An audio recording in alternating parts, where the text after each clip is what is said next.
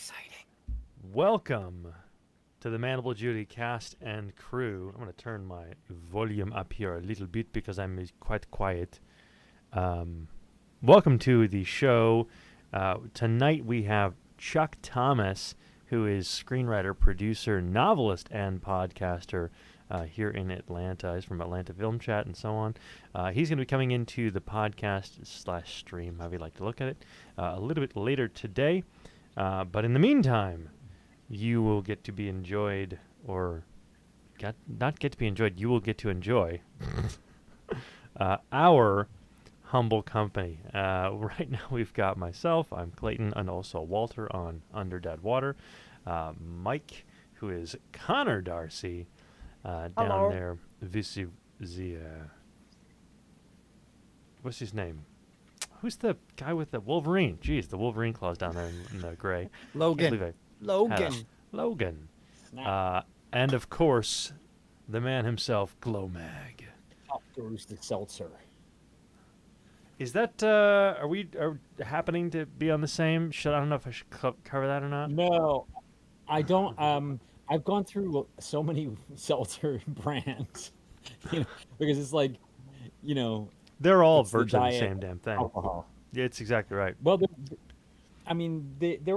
like a slight difference in the sugar content. Sometimes the calories, slight, not big. This one is exactly the same as Bon and Viv, which is my favorite. But they're just harder to get. So this is Corona.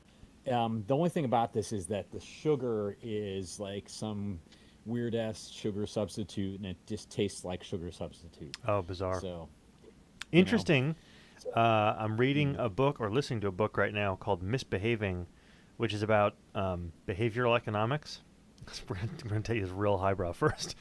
Behavioral economics, and one of the things they talk about is how in Mexico, everyone looks at Americans like they're crazy because Corona is some absolute garbage shit beer. But then in the United States, like Miller. Yeah, it just comes in by the droves. It's one of the best-selling beers in the United States. Right. And it's like, well, I mean, I think it's just, if you don't want to get drunk, first of all, I think it's fairly low in alcohol. It's also light. You can drink them and be working. You can drink them and be active outside. Yeah. So I think that's the main appeal. It's sort of like Coors is like that too, It's basically fucking water, Yes, I agree. There's a funny joke, and I'm gonna botch it. What's the same about having sex in a boat and American beer? Oh God, When you're finished. Oh, something about water. It's got to be something about water. You're surrounded by water. They're both fucking close to water. There you go. Well done. That's totally not fair if you're considering American microbrews, because there's an awful lot of really fun. In fact, I think the best beer in the world is American microbrew. Yeah, for sure now. Beer from Although don't say that Chinese around the Germans, as they'll crucify you. Yeah, it's true. And I guess are we live? I guess we're live, Yes. Huh? All right. So We are live, sir. Here I am. I'm a jackal. So I just I guess I just felt like I should say something about that. I was going to let it go completely unmentioned because I thought it was awesome. But so I do have to bring it up because so you're wearing a Wintercraft mask. They're phenomenal, like little passion project kind of thing. Is that the only one you've done? Yeah, this is the first one. I have another one I'm going to buy very soon. It's the Grasshopper, which is amazing looking. Oh, really? It looks like a cross between some weird ass alien and the Tick. It's got these. Okay. Like the antennae are even longer than these ears. They go up like that high or something. And it's just amazing. This was 3 hours to cut and build. So it's not super fast, but I mean that's pretty good for having like a cool ass mask like this, Did you make it out? Is it cardstock? Yeah. Yeah, so I just went with critical. I went and bought a poster board. And the trick, I think they mentioned this in the instructions, is to score it with like they say to use a ballpoint pen, something sort of dull. Mm-hmm. I tried using a ballpoint pen, but the problem with that is you draw right over the lines, and you can't tell which is a dotted Yeah. line, which is a dashed line. So I used a butter knife, and it Oh, worked that's a good perfectly. idea. Nice. Yeah. I would not So have thought about it that. just dents it. It doesn't cut it, Mm-hmm. and it makes it really easy to fold. So once you score each of the fold lines with a butter knife, you can still see the lines, so you know whether it's they call a valley fold, which is like that, or a mountain fold, which is like that, Mm-hmm. right? Um, and I found that actually their mountain folds are not always really mountain folds. They're kind of more like not folds at all. Just Yeah. you know what I mean? Like this is considered a mountain fold. It Mm-hmm. is, but it's not a very extreme one. So So yeah. for the audience who hasn't put these things together, first of all, you should absolutely go, and this is not sponsored by any means. Absolutely go to Wintercroft. That's WINTERCROFT.com, and check these things out. You buy a template. It prints out like 20 pages, and then you cut these all out. I had to use an X-Acto knife. Did you use scissors or an X-Acto knife? I actually used scissors and it was fine. Yeah? Just got just kind of clever about it. I'd cut all the way into Uh-huh. here, and then instead of trying to turn around that way, I just cut this way. For that part. So full Like disclosure, this way and then that way. my wife, who taught preschool and elementary school for a while, uh, won't let me help her cut things with scissors because I don't cut in a straight line. I can't use scissors worth a shit. So Yeah, I had to have a use an long X-Acto history of knife. making experiments. I have a long history of tracing and cutting things out, Yeah. because I used to do collage work in my teen and 20s, um, cutting things out of old magazines and shit. Right But on. yeah, I remember doing that. yeah, super fun, man. Back in the day, and using like Letraset letters for the typeface, Yep. Yeah. rub So on you letters. look like you're making one of those. The ransom things. Yeah, exactly. The ransom note. Yep. Um, Well, I mean, I tried to use the same typeface and keep it really even, so it didn't look like a ransom note. But yeah, the yeah. If you were pretty good at it, it would look like a ransom note. I gotta find your what collection was that out of? Do you remember? I just went to their site and just hit masks, and Uh-huh. it wasn't too hard to find. It was in there somewhere. If you hit masks, it's like there's probably about 40 or more variants, and this was one of them. Yeah, they've got everything from. In fact, it's funny. You can have. They have some little kid ones that are children's frog mask. I feel like that is a necessary thing for Mandible Judy. Yeah, We got to get some Yeah, frog yeah. heads. yeah, totally. Spoiler alert here for any of you who have not seen that. It's listen to season 3 of Mandible Judy. First of all, go do that now. Second of all of the kids in that preschool 100% have got to have frog masks or frog T-shirts or something. I mean, it's got to happen, right? Today, It would make kids. sense. It would make sense. Holy shit! The Grasshopper Mask is phenomenal. Isn't that cool? That is awesome. Yeah, I really love it. The one that I have, because those peaked antennae, I'd like to say it. Yeah. Antennae. Yeah. They are a ton of fun Antennae. to put together. But I did it for I want to say it's the Ibis one, which is kind of like the Grasshopper, but it has a full mask down below. And Oh, nice. those, as I was saying earlier, I filled those with epoxy, and then I filled them with Bondo. So they're real sharp and they're real hard. Oh, wow. They're full on dangerous weapons.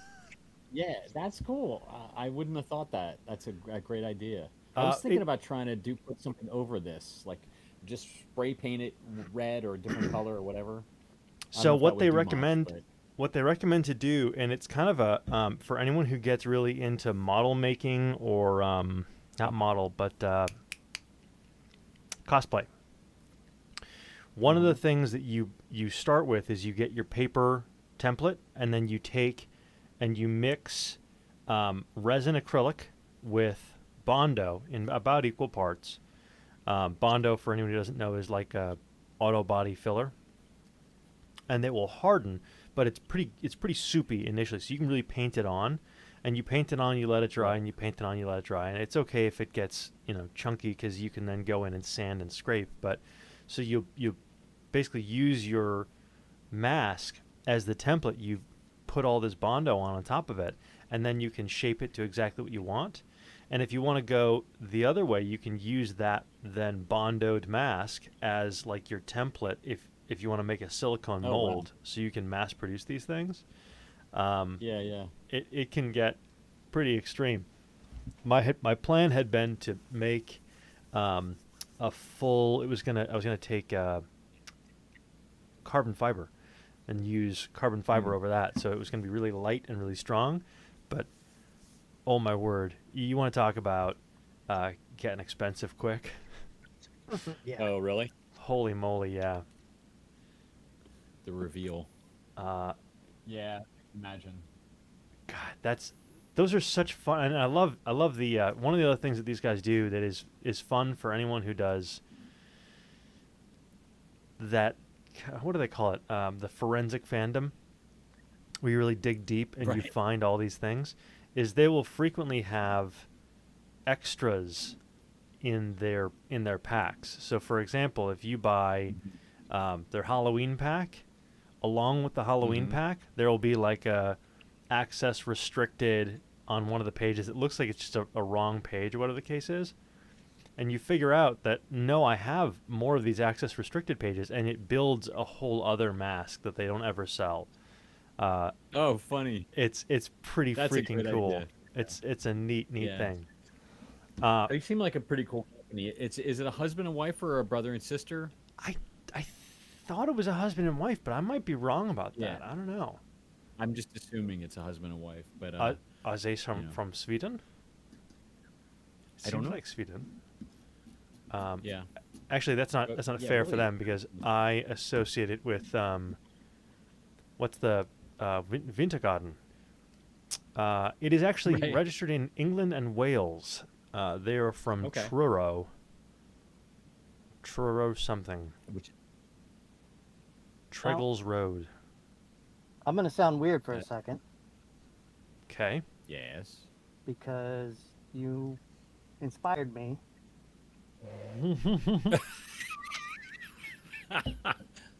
Wow. Yep. Wow. Winter Soldier. Yeah. Nice. That's beautiful. Did you go full cosplay? Oh yeah. Love it. I've got the shirt and everything. Yeah. Oh my god. And I even have this one. Another friend of mine gave me this.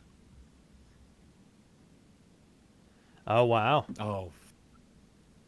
Yeah, beautiful. Wow. Wow. Oh my god, dude.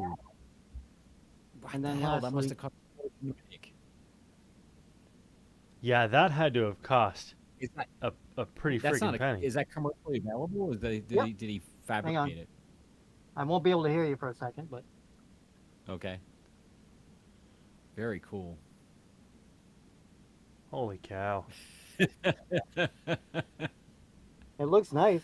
It absolutely does. Terrifying. That's got to be...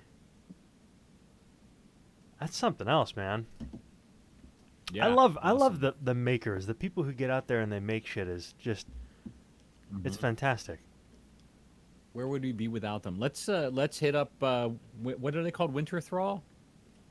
What are they called? Wintercroft. Croft. Let's hit up Wintercroft for a update. We'll do some ads for them. I tell you what, I'm Sponsor actually gonna show. reach out to them because Yeah. they are friggin' fantastic. And honestly, especially from the as much as they dip into the weird, right? They have their whole Void series and their whole Bone series and the Halloweens and the Witch Doctors and all that. I mean, they get out there. I would love to have some fiction inspired by, the Mandible Judy stuff and the Underdead Water stuff. Oh, man. Can Oh, you dude. imagine? What would it take for us to get them to do that? That's a great idea. I know they already Judy have. They already have their. What are the Zodiac? They already have the Zodiac stuff, so that they could adapt some of these things. I'm sure that they would have a starting base to go on to something truly interesting. Yeah, I mean they can do really complex stuff. Like the Cthulhu mask is like it's got tentacles coming down. Does. I mean they're paper, but they look really good. This particular one was a 3-hour project, so it's a number 3 hardness difficulty. I think they go up higher than that, probably 4 or 5, maybe. I don't know. The Cthulhu's got to be 5. My first one. Yeah. My first one was it Anubis? What the hell's the one with the pincher? It looks very. It came out looking like Scooby Doo for me. I mean, it doesn't look like isn't Anubis a jackal? Anubis No, is a it's- jackal, no. Yes. It But you was. might have you're been thinking thinking of of, the scarab. No, hold on. I'll find the Maybe picture we for you used to because I want to show it. Yeah. But then at the There's same 4 time, I got I made the stag, and I did it out of like foam paper, Yeah, that's and Oh, and then I sprayed it all down with metallic paint, and I just showed up at our kids' Halloween party as this Oh man. this in a suit, and I'd never said a word. and the suit was covered in blood. No, it Yeah, wasn't like covered you in blood. It basically- wasn't covered in blood. Walked out of a Nicolas Cage movie, essentially. 100%. That would have been right at home. That's awesome. That's really cool. Oh my word! Yeah. Now I have to figure out Scare the- how to navigate Facebook again because I don't know how to navigate Facebook. Yeah, I go on there once a week, I think. So, you're Chris, doing you've a big got- lag too if you want to reset. You've before it got gets- What's that? you're a doing little, that bit again? laggy. Wow. What? A Okay, wee thanks. bit, I will do that. just a wee bit. It's like 2 seconds. Who was I talking to today? I was talking to one of my actors, and I came in with that, and they're like, "What are you talking about?" I was like, "Oh, nothing. I'm just, He was looking like he had a stroke. It was kind of fun. You seem very proud. He was. Is that better? It's much one? better. Yeah, 2. you are 3. exactly dead on now. All right. He on it. Excellent.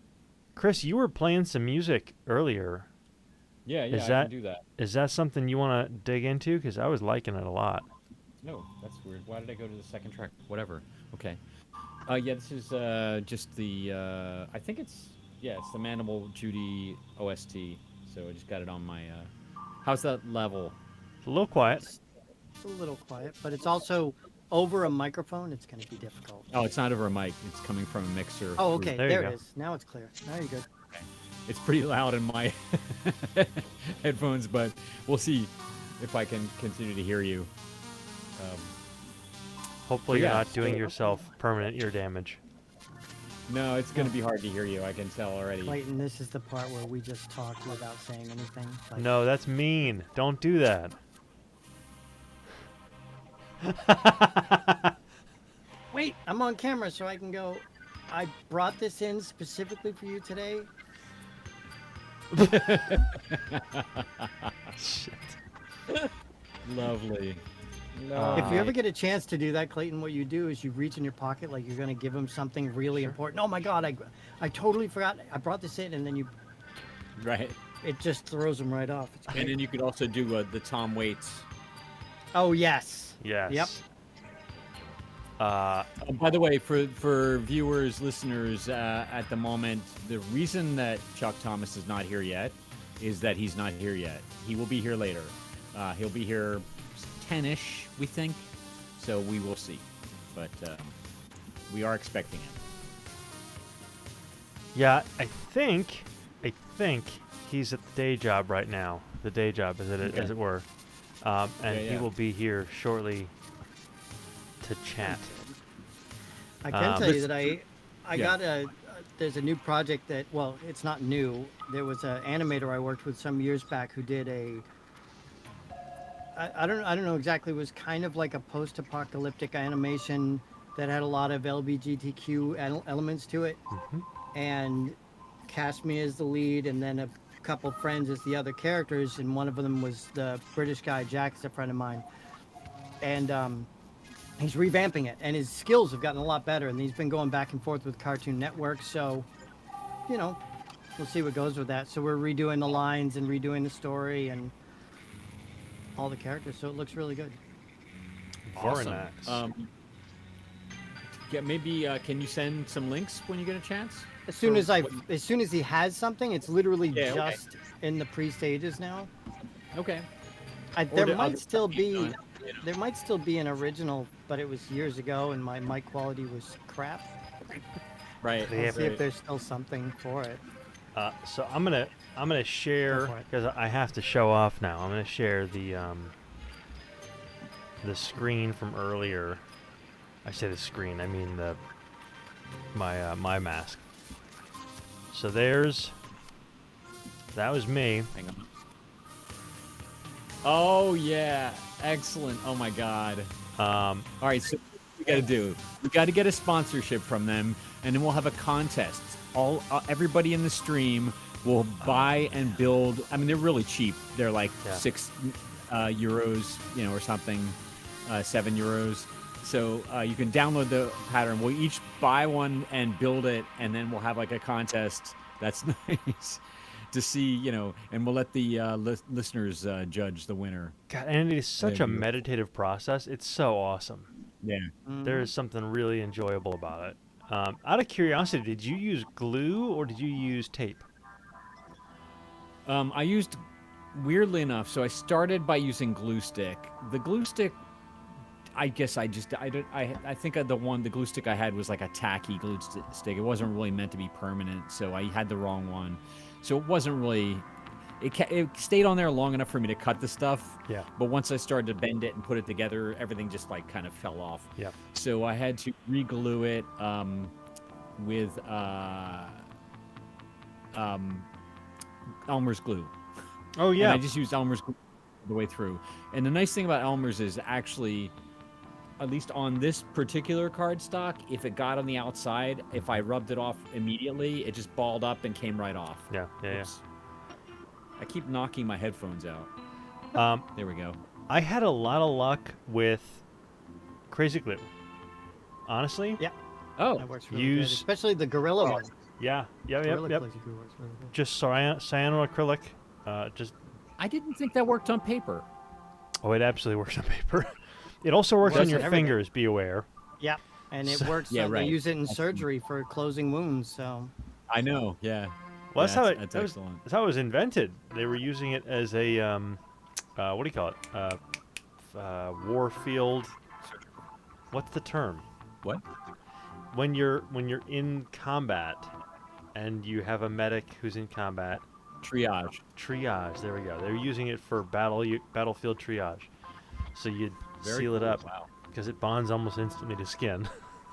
And off. I don't know why you And it's reminded not- me of this, Clayton, but you were talking about when you did the accent earlier. I was thinking about a friend of mine had a wedding some years back, and it was a Scottish wedding, and this was the lineup of all the guys with just one daughter along, and I put it in the Phasmophobia chat just because it's not there, but I'm pretty sure you can pick me out of that lineup. Do you want me to show this on the stream? You can if you want. It doesn't bother me. Because if I click over there, it'll show it on the stream. Let's go. That's awesome. There we are, gentlemen. Hey. I love the hair, man. Isn't it? Yeah, that was the last edition of my long hair. Alas, the days cool. of hair are gone for me. Oh, they are. But it happens. They're not. They're just not happening anymore. high and low. Wait, the stream has ended. I don't see. Shouldn't have been. Yeah, he didn't. It didn't share for me either, actually. No? You might have to. Yeah, no, it was No. gone already. You closed it somehow. Oh, no. never- So, if I click over there, the way that this all works, a little behind the scenes, how the sausage is made here, folks. What I'm doing right now is I'm sharing, essentially, just the Discord screen. So all you guys lined up there on the viewing screen here. So anything I click over on in Discord will show on the live stream. So I just clicked over to the live stream. Oh, okay. I just clicked over to Phasmophobia Except and pulled up your thing. And Except it's not showing the live stream either. I'm watching the live stream right now, and it's not on there. on Twitch. Yeah. So if I go Dun, dun, dun. here, und then here, There it is. Yeah. Maybe it was there earlier. I don't know. there's our lad, right there. Yeah. There's our lad. It was such a great Right. day. They had a Um, huge roast pig, and they actually did the whole like the girl there is the daughter of the groom, and he had her helped her with an axe, and they split the skull, and it was very very Good traditional Lord. Scottish. It was pretty gross. Oh my God. And made haggis. Oh no, we had homemade mead. Yeah. All day. Haggis is sheep, right? Haggis is sheep. It's sheep's. Well, so it's a That would sheep's be filled with- stomach, but does it Yeah, have it's a to be sheep's stomach sheep? filled with. Does it have to be I sheep think it is. meat? No, because it's Yeah, it's wheat and barley, isn't it? I think it's cooked. Oh, wheat and- okay. I was going to say, does that mean the sheep has to eat itself first, and then you Oh, spoil the stomach? Or... Yes, that's The exactly. only way I right. ever remember what haggis is because of Sean Connery saying it in The Highlander. He specifically says what Oh. it is. I couldn't tell you. I have no idea. Yeah. That movie actually stuck with me, and then I watched it years later, and it did not translate well. Not at all. It's hilarious. And It's every hilarious. other than the TV series was decent, but Yep. every movie that was after the first one was just atrocious. We're talking about the Atrocious. Christopher Lambert movie, right? Yep. Yeah. So, a trivia question for you, and I actually ahead. don't really know the definite answer of this, so you may Okay. be able to illuminate me here. The scene with what's the bad guy's name? Kurgan. The the- Kurgan. Yeah, the Kurgan. So he goes to the church and he meets him in the church in that scene, and then when Highlander leaves, he turns around to the camera and says, "I got something to say. It's better to burn out than to fade away." It's Which not made the me Highlander. burst- Oh. The Kurgan actually says it. The Kurgan Yeah, no, gets that's what I up. said. Oh no, you said the That's what I said. Highlander. So No, I said the Highlander leaves, and then the Kurgan says that after the Highlander leaves. Mhm. oh no, Yeah. he's still Oh, I sitting meant- down. He's still sitting down. The Kurgan leaves first. Is he there still? Yeah. Okay. All right. Maybe. But either that's way, it. yes, But, he absolutely does say I that. just Go remember ahead. him saying that. Yeah. And I burst out laughing because, like, what the hell? First of all, to me, that was a Neil Young quote, right? Better to burn out than to fade away is from Rust Never Sleeps. Mhm. But apparently, it's not originally from Neil Young. It was a quote from, he was quoting somebody. And I think it was like MC5 or somebody like that. Let's see. And I'm gonna then search and it. Now we're gonna then find and it. then Yeah. Def Leppard. Yeah. Def Leppard used it as well. Okay, maybe that's what I'm thinking. So Def Leppard used it after Highlander? I'm not absolutely sure which was first. That's a find- good question. This is super important. Bring on the Um, Google it's- foo. It, Better to burn out than to fade away. Which, Neil Young uses it, to reference Johnny Rotten, right? In Rust Never Sleeps or whatever, Into the Black or whatever it's called. Out of the blue and into the black. Hey, hey, my, into the black, right? So, okay. Oh, wait. Okay, so it says on Wikipedia, the lyrics, "It's better to burn out than to fade away," were widely quoted by his peers and critics. The line, "It's better to burn out than it is to rust," is often credited to Young's friend Jeff Blackburn of the Ducks. Okay, that doesn't tell us much. Rust never I don't think sleeps. Here's the best way to figure this out. What year was that album? Hang on a second. I 79. have more information. Apparently, that line was included in Kurt Cobain's Suicide Note. Yep. Wow. It's also in Disco at the Disco's Nicotine by Panic, Def Leppard's Rock of Ages, Hole's Reasons to Be Beautiful, Boss's Chance de Zeit. What I want to know Meg is Ro- what year these were, so we know what the timeline is on Yeah. who said it first. Well, So, so- Suicide Note was 94. Rust the Never record Sleeps was is 79. 79. Yeah. Right, and Def when Leppard's was- Pyromania was 83. Yeah, that sounds right. So, And then what year was Highlander? yeah, it that's the had to have question. been. So, It had to have been 80. late 80s, early 90s, because I was I was late 80s. I was late teens, Yeah. early 20s. okay. So, but I was sure, I looked this up before, and I was sure that there was a earlier than Neil Young reference to this, but I guess I got that wrong. Maybe. I'm gonna. Let me I'm try gonna- my Google. I have to confess, this particular song on this in your album is one of my favorites. I don't know why, Oh, but that it's like that little, the melody there is just awesome. thanks, man. That's awesome. That's really nice for you to say. It's one of the few times I use like a real kind of leitmotif, you know, and then it reappears in several other versions of this throughout the series. But because it became like, right, it's the melody that Bonnie and Justina play in the second to last episode. And I don't want to say more than that because it'll give it Yeah, away. spoilers. Go watch the fucking or listen to the damn thing. Go listen to the damn thing. Yeah, I Uh, don't see any other. it Who honestly, I said mean it's that's. better to burn out?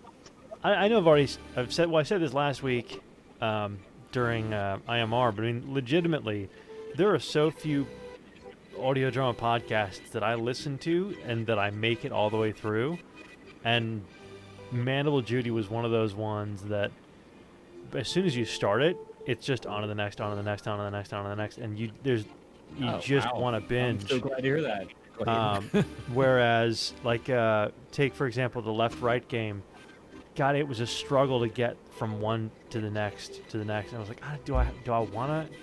Because the dialogue is stilted. It doesn't work. I mean, yeah, okay, sound design's okay, but God, if I have to listen to that person's mouth open one more fucking time, I'm gonna put a gun in my mouth. I feel And like there's none of everybody- that on Mandible Judy. Yeah.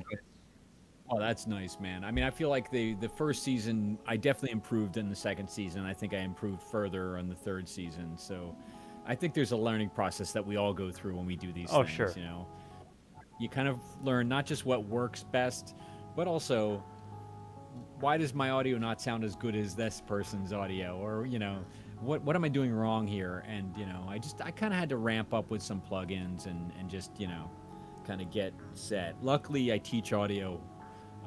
You know, at a university, so you know, I already was kind of on that track. I just got better at knowing how to use them.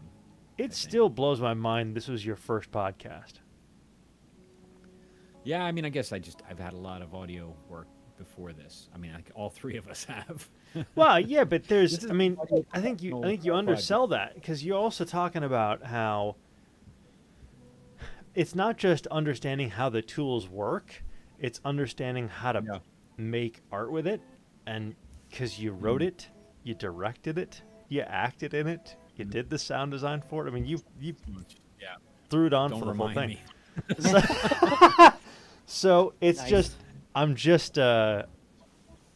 I'm hats off, you know. I mean, it was well done. You and Brandon was super kind on when we did the your note in medias res last week. It was super fun to do that with you guys, and you both were very kind about the project.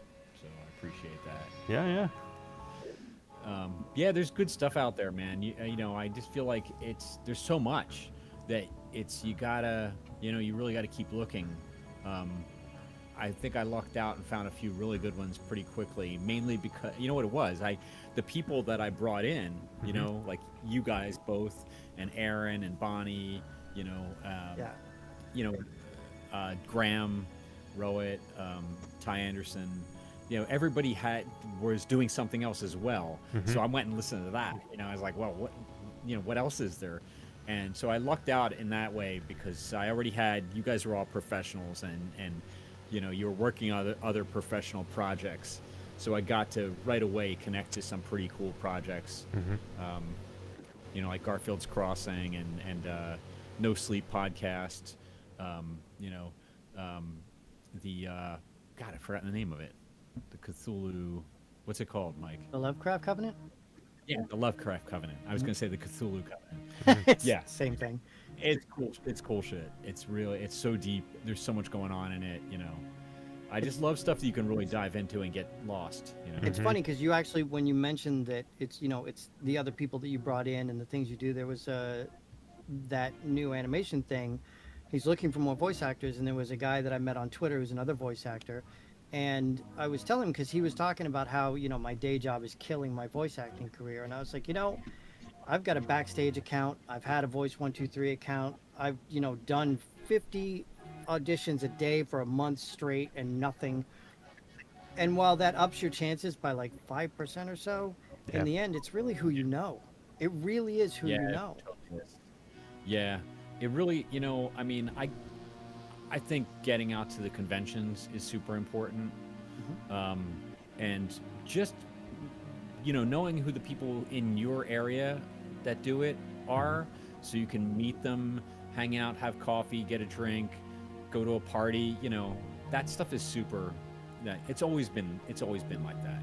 And I think it hasn't changed. We think because we're all internet, you know, personalities or whatever we are, you know, weird, you know, disembodied beings now, you know, in the metaverse, and you know, it's a singularity and all that shit. We fool ourselves to think that that's all there is. You know, I mean, I know none of us do, but I think I do sometimes. I think I forget. Speak for damn self. Got to get out. I'm in the metaverse. Yeah, you're very famous. Everyone knows you. Definitely. You are connected. I'm big in Japan. Right. Yeah. I was actually big in Germany when I, you know, wrote my novel and like got a ton of reviews in Germany. Is that right? Whatever. Well, I did like the one fan fiction novel that I wrote got a big hit in Germany, but it wasn't like, it didn't make any money or anything. It was just, I got a lot of reviews in Germany, so I was like, okay, well, I'm big in Germany. Okay. I got my first royalty check today from Close to the Ridge, a whole $14. Oh. Hey man, every little bit helps. Come on, that's more than I make sometimes from BMI. You know. Dude, that reminds me of my that first ever live gig I did where I made $5 for the night. I've never been more excited about $5 in my life. It was amazing. It's just like it's a vote of confidence, right? Even if it's a small amount of money, it's still somebody, you know, watch this at least, you know. It's not like getting a review, which is better, but you know, I still occasionally get a little bit of money, you know, from Toxic Avenger, you know, BMI publishing money from, you know, other films I did, you know, back in the day, and it's just nice to see. You know, I did some television for a while.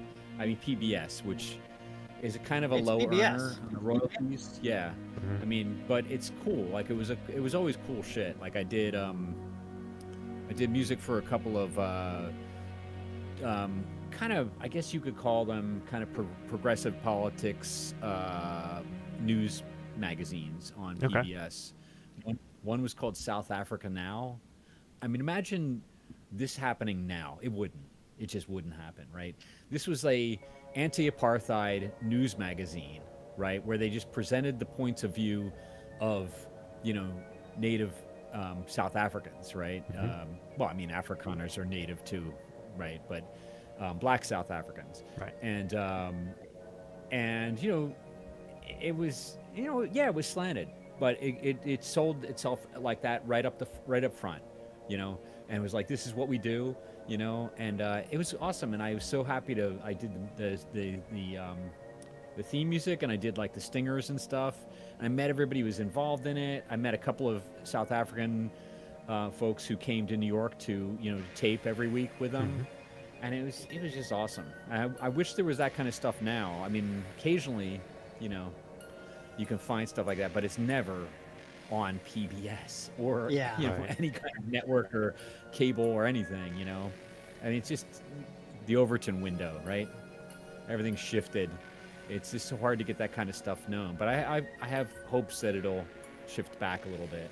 I think find out. every so often you get the smaller broadcast networks, like Atlanta Public Broadcasting has some pretty cool smaller things. Well, it's still a big enough broadcast network that it's not, you're not gonna show up on some 4 a.m. public broadcast, Right. just obscure thing. Same Yeah. with if you get I just pinched the shit out of myself. If you get some college networks, right? Colleges will get like their students out there to do whatever their public broadcasting. The only challenge there is, of course, now you're dealing with almost all the students are going to be the ones doing the music and doing the talking and whatnot. Yeah, which is as it should be. That's cool. So my question now is Atlanta Public Broadcasting, the initials. Any crossover with the police there? I hadn't actually considered that until this moment. I don't think they're actually Atlanta. So the ads don't take advantage of it and say like, "Hey, folks, we're putting out an APB tonight." I don't think so. That'd Hold on be a second. really I think they actually. Yeah, I see? think I misquoted it. Hold on a second. Atlanta Public. No, it is. It's Atlanta Public Broadcasting. Yeah, it's 100%. APB.org. Oh, no, I'm sorry. Hey guys. It's Public Broadcasting Atlanta. Okay, so PBA. Okay. Yeah. PBA, Police Benevolent Association. Don't even. He I was can't gonna get away say- from the cops. I was gonna say Pabst Blue Awful, but Yeah. That's hilarious. Hey guys, I'll be right back. Sorry, I just gotta Alright. run to the other room. Yeah, Be yeah. right back. Mhm. Yep. There we go. Yeah, no, we've got Atlanta Public Public Broadcasting Atlanta, and then we have Georgia Public Broadcasting. GPB is much more prevalent, right? Obviously, Yeah, it's just of course. Georgia, but yeah, it's a whole thing. Hadn't I actually lived in- considered that. When I lived in Florida, we had there was a college radio station for. I lived in Pensacola, so Pensacola Community College had a radio, and my friend actually ran it, and so I'd get every once in a while we'd go in and like for 2 hours just play whatever he wanted to play, and we'd talk and do whatever, and of course all 16 listeners were had a lot of fun, Sure. but The local radio station here who does their college radio, WRAS Atlanta, 88.5. They will routinely get into arguments. Like you'll get callers who will come on and they'll get in arguments with the disc jockey because they didn't like a particular thing. Like there's one disc jockey who does very, very stereotypical reggae disc jockeying. So complete with all the all that nonsense absolutely is in there, and they'll get callers calling and be like, "Man, will you stop that? Just listen to the music, whatever." He's like, "I'll play how I want to play it." And it hits the fucking thing again. You're like, all right, that's cool. yeah, you just turn the radio off when that's going on. And to be honest, I haven't listened to radio. Yeah. Jesus, I don't remember, man. Like every once in a while, like when the phone gets turned off before you leave the car, it'll come on, or Yeah. But I haven't listened to a radio station in decades. I don't know how they're still in. Like I just. I don't. mean, so that's actually a big problem right now from an advertising standpoint. Is the advertising, like all the mechanisms that have been telling sponsors, hey, there are X number of listeners, sort of captive audience and so on. It's coming out that they're all full of shit, and no one has any clue how many listeners. Because not only is it all the streaming stuff, but no one's calling in either.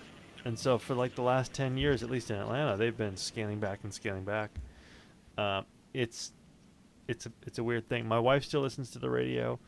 To your point, I have not, apart from the initial static, because I intentionally off-tune my my radio so that when my car turns on and connects to whatever before my phone's connected, I don't have to listen to whatever garbage is on there. Because it's all garbage. I don't care. Always. I mean, besides the fact that you never know when you're going to hear a song that you actually like. Right. Most of the time, it's going to be commercials. Mm-hmm. You know, so I, throw on the phone, or I actually specifically have an MP3 player that I've had for years, loaded up with 4-6 hours of music, and which is what's so great about my new job, because the entire day I listen to whatever I want on my headphones while I'm doing repetitive work, and it's beautiful. The day goes by like so wonderfully. It's great. It's one of the things that I think people don't they take for granted, is the repetitive task thing becomes such a meditative experience that that's where you get the most of your, at least I do, most of my interesting ideas. Is your brain has gone, okay, we're on autopilot for whatever, and then it goes off into La La Land, into Story Zone. Unless, of course, you have ADHD, and then you're fucked. Even then, Mags, I got to tell you, I am ADHD as much as I do, and as long as I've got something to listen to for my head to chew on, and it's a repetitive task, the amount of ideas I've had while washing the dishes or mowing the lawn are endless. That's cool. I'm good with walks. Walks always give me ideas. Anything like musculature, muscularly. And the walks are good because not only are you getting a lot more oxygen, but your heart rate is up, but not like. Not right. And then so you Wait, got a can you lot do more that oxygen again? go through your brain. Actually, so I want to, as I haven't listened to this yet, for those of you who have listened to the Mandible Judy stuff, and you do know that there's the Mother Lode edition, which, by the way, Chris dropped last month, or was it the beginning of this month? Yeah, second week of July, I think. So that's got the sort of second scenes, the behind, or not the behind, but the extended scenes or alternate scenes for a bunch of other stuff, including all of the Under Dead Water episodes. Right. I have not yet listened to what, when we recorded it, just had to have sounded like weird sex noises. It had to have just sounded... Yeah, Clayton, Walter tied up and, undergoing strange behaviors from, strangers. Strange behaviors from strangers. I don't want to be more specific than that, but yeah, you did some good breathing, some good like.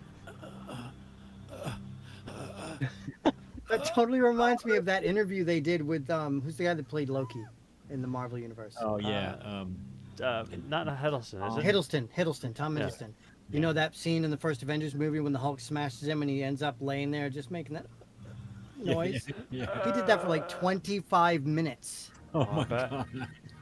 And they just kept getting like, he would do it for a little bit and then look over and they're like, no, do a little bit more, and he'd do a little bit more and he'd look over. And then no, they do broke it for some more. lunch and he didn't get the memo. Yeah, he's still doing it. Just laid there making that noise. Right. Then they went home, went to sleep, came back next day. He's still there on the set with the lights out. Anybody, please. It reminds me that either you guys ever seen, this is, God, so off topic, I'm sorry, and not horror related at all, or even fantasy related. Have you ever seen a movie called 24-Hour Party People?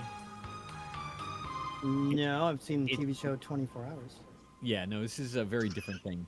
So, yeah, it's really good. You should check it, try to find it, 24-Hour Party People. It's by Michael Winterbottom, and it's basically a kind of a slightly fictionalized accounting of the history of factory records in Manchester. Oh. So it's like Joy Division, New Order, The Fall.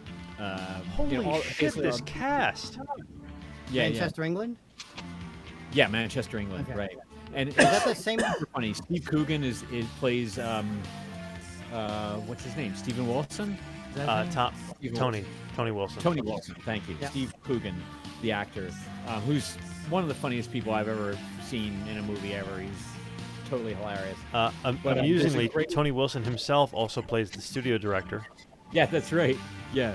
And there's a lot of cameos. Like a lot of these people, like Mark E. Smith before he died made a cameo in it. Howard Devoto from Magazine made a cameo. If you're into post-punk, Manchester post-punk, like I am, it's a great movie to watch. But there's a scene where they're recording the first single, or one of the first singles from Joy Division, is "She Lost Control," and the song. But apparently, what Martin Hannett, the producer, did in this song to get that weird ass drum sound is he had the drummer play each drum one at a time and record it on a separate track. So he couldn't play the whole kit all at once. Oh my god. So he had to synchronize with himself each time he played a new drum. Man. So it's really kind of off kilter and kind of broken sounding. Yeah. And he had to practice it for a long time to get it right. And there's a scene where he's playing it and they cut, and Hannett doesn't get on the talkback and say, "Okay, cut." He just gets up, and the band and Martin Hannett go up to the roof. The drummer's on the roof. That's right. They recorded with the drummer on the roof for some reason, and the band just leaves, the apartment and goes out for a ride, and it shows the car driving away, and the camera comes up and there's the drummer still on the roof playing the part. So you're wondering, like, how long did he play that before he started going, "Are you guys still there? Anybody still recording this?" Ladies and gentlemen, we've got Chuck Thomas in the house. Chuck, how are you, man? Oh, hey, Chuck. Awesome. Yeah, your music's a little loud now. Just a little. Okay, let's bring the music down. Looks like There we we've go. Perfect. I think we have Chuck. Did you already give him all the? Yeah, you did. All the Yeah. rights. we were No, muted. we We're just not muted used to- anymore. Chuck, we can't hear you just yet, buddy. His thing is lighting up just for a second there. Perhaps. Discord. Has anyone ever seen a movie in which Andy Serkis did not play some role? Because even in this, Andy Serkis has played a role. Yeah, he's great in that movie. Yeah, he is 6 Degrees of Andy Serkis, probably. Chuck, I'm going to recommend, and Clayton can back me up. It's if you go to preferences, maybe, and just make sure that you're, if you go to preferences and choose voice and video, you probably already know this, and I'm sorry if I'm telling you things you already know. You can choose your input device and your output device, and you can test your voice. Let's check. Yeah, I keep seeing like he lights up for a second, like Yep. he's hitting the mic or something. But Also, turn your attenuation way the hell down, because you might be very, very quiet. It's called, I think it's called input sensitivity, at least on my version. On the Macintosh. Macintosh version. Macintosh. Ugh.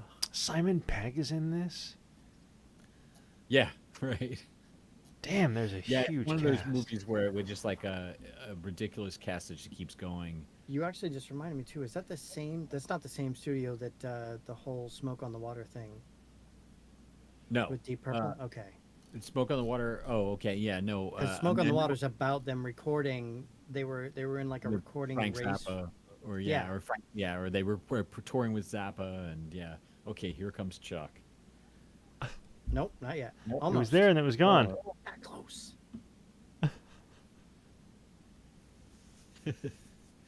Take your time, Chuck.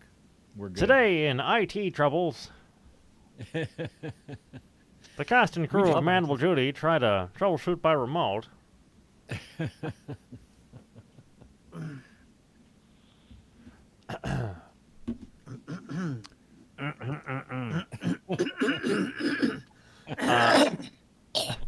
Oh, nice.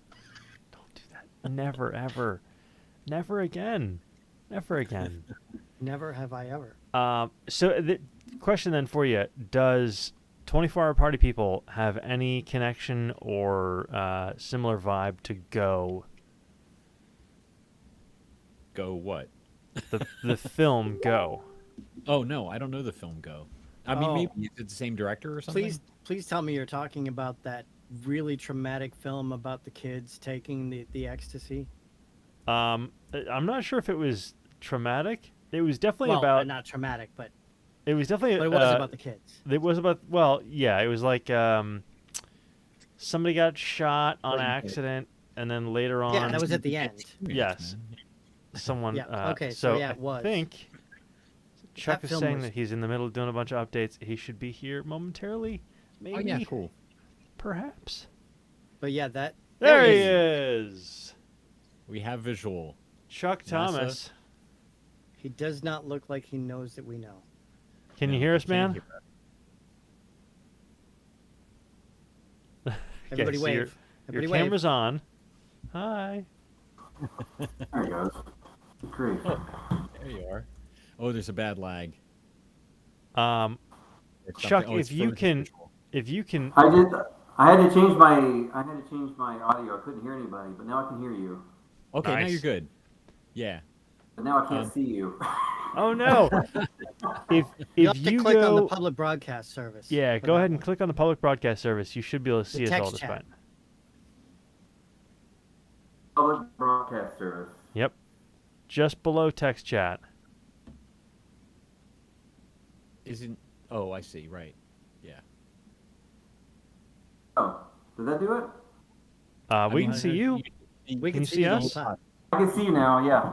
Fabulous. Okay. There we go. Great. So You can bring your mic a little closer. You're a little bit quiet and a little bit far Oh, away wait. sounding. If that's Make Make Oh, sure okay. it's the, yeah, that might not be better, the yeah. right mic. Do you have like a mic on your camera? Because Oh, it that's what it sometimes seems like. defaults to your Oh. your. Yeah. So you want to check make sure that preferences- yeah. check preferences and in voice and video. And Oh see if yeah, it's you're set. right. It did do that. I have. Good By mic. default. There There you you go. there That's she my good is. mic right there. That's Check so that. Yeah, much better buddy. mic right there. Yeah. Okay. Much Cool. better.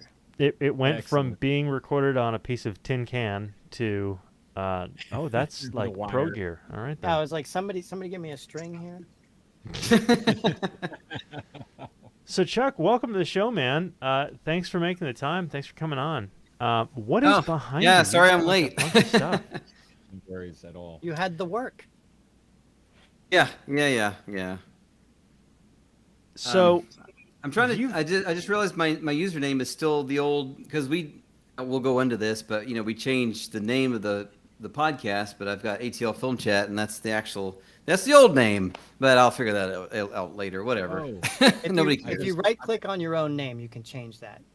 Okay, I'll figure it out later. Yeah. you it's can not indeed. important. Luckily, Letting you Yeah. know. the people at home can't see that, so you just gotta act like Right. nothing ever happened. Aha! Yeah, nobody cares. Good. Uh, Yeah, you can tell I just got home, so I'm still like, I'm a little frazzled, but I'm here. so the question then is, can you tell us what you were just doing then? Was there a particular person you were interviewing, or? No. So COVID kind of hit me kind of hard.